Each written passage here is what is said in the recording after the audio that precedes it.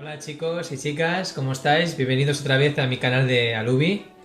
Esta vez voy a mostraros cómo he progresado en la resolución del cubo 3×3. Hace un año tardaba media hora para poder armar el cubo. Ahora tardo unos 2-3 minutos en saber solucionarlo.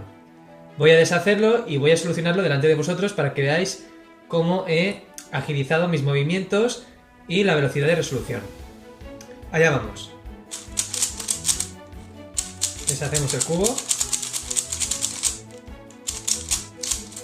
Barajamos bien.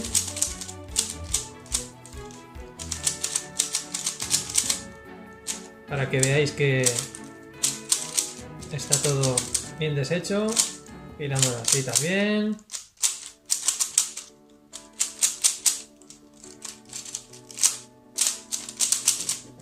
Vale. Empezamos.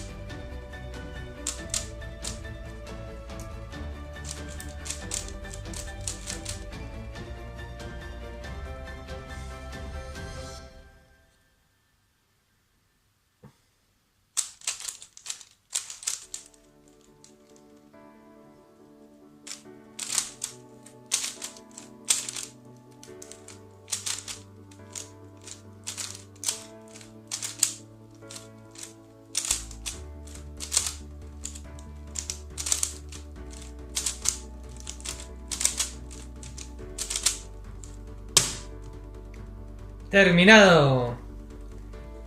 Bueno, espero que os haya gustado mi progreso, porque de 30 minutos a prácticamente unos cuantos minutos está muy bien. Bueno, hay que seguir practicando. Esto lo he solucionado con el método de principiantes. No está hecho ni con el método Friedrich, ni con otros, ni F2L, ni OLL, ni nada de esto. Está solucionado con algoritmos, método principiantes, y la verdad es que estoy bastante contento con la bajada de mis tiempos.